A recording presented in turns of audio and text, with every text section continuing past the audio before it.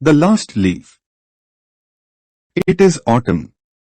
The wind is blowing hard, and it is raining heavily. All the leaves on an ivy creeper have fallen, except one.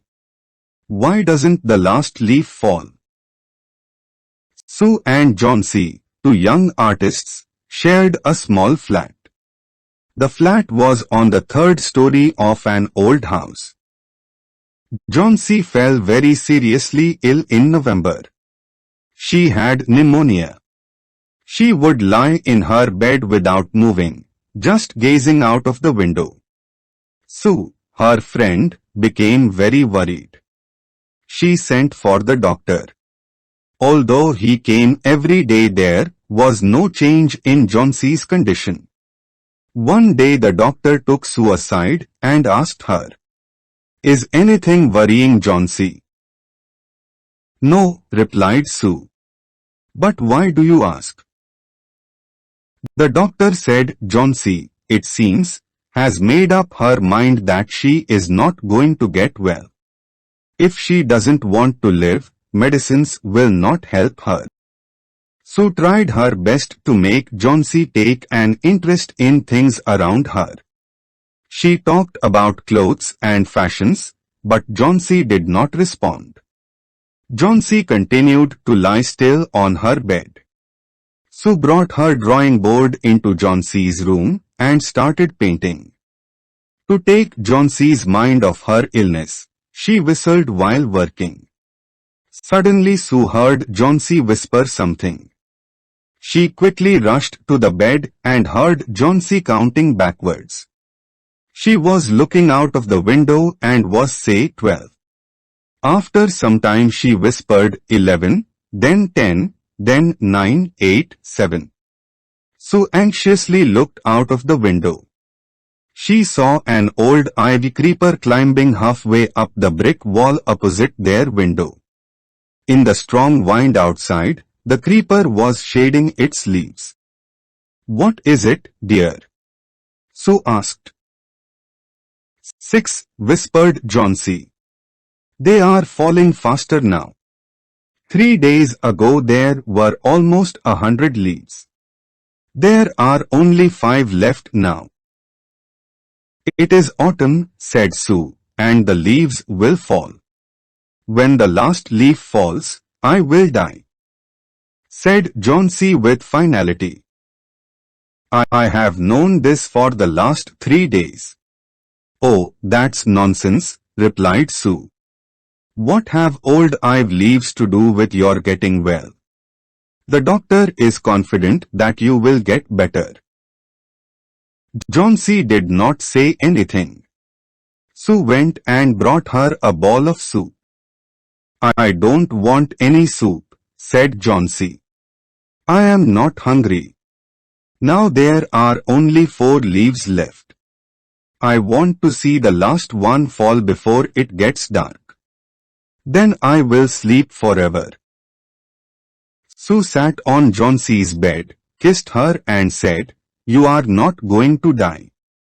I can't draw the curtain for I need the light. I want to finish the painting and get some money for us. Please, my dear friend," she begged John C., "promise not to look out of the window while I paint." "All right," said John C. "Finish your painting soon, for I want to see the last leaf fall. I'm tired of waiting. I have to die, so let me go away peacefully like one of those poor tired leaves." "Try to sleep," said Sue. "I have to paint an old miner. I will call Beherman up to be my model." Sue rushed down. Beherman lived on the ground floor. He was a 60-year-old painter. His lifelong dream was to paint a masterpiece, but that had remained a dream. Sue poured out her worries to Beherman.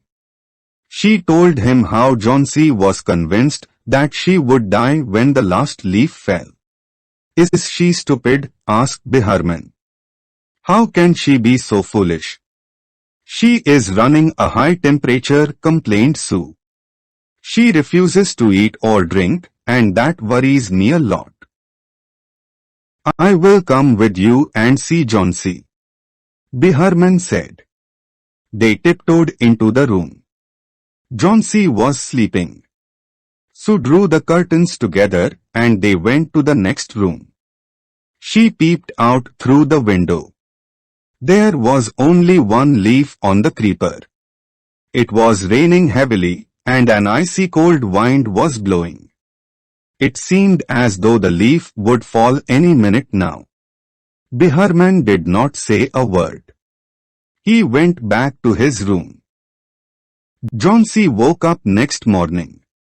In a feeble voice she asked Sue to draw the curtains. Sue was nervous.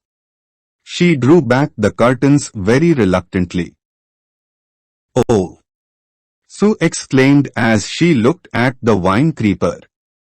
"Look, there is still one leaf on the creeper. It looks quite green and healthy.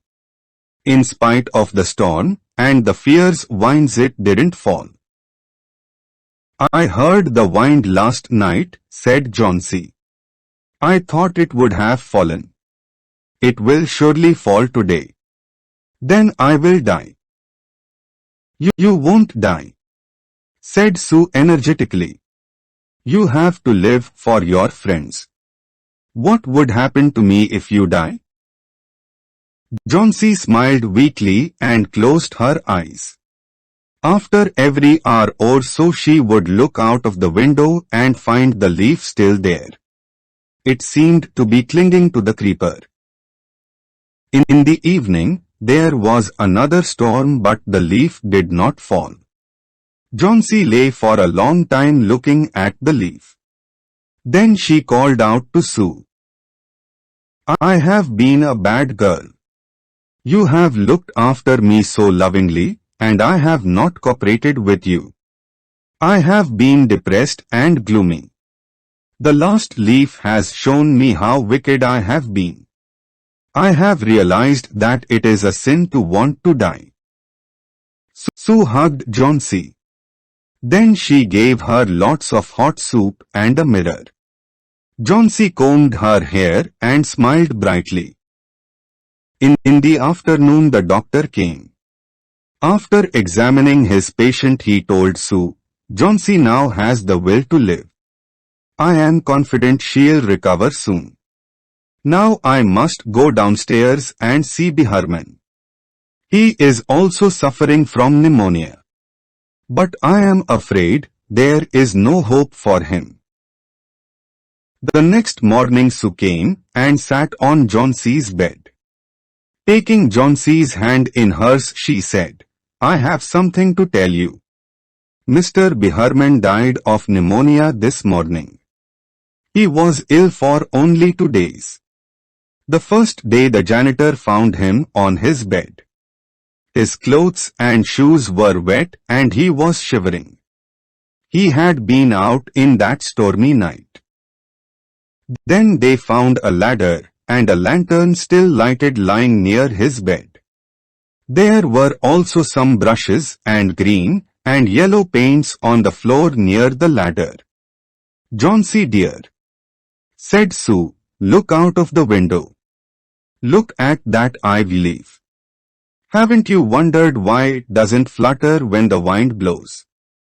That's Behrman's masterpiece. He painted it the night the last leaf fell.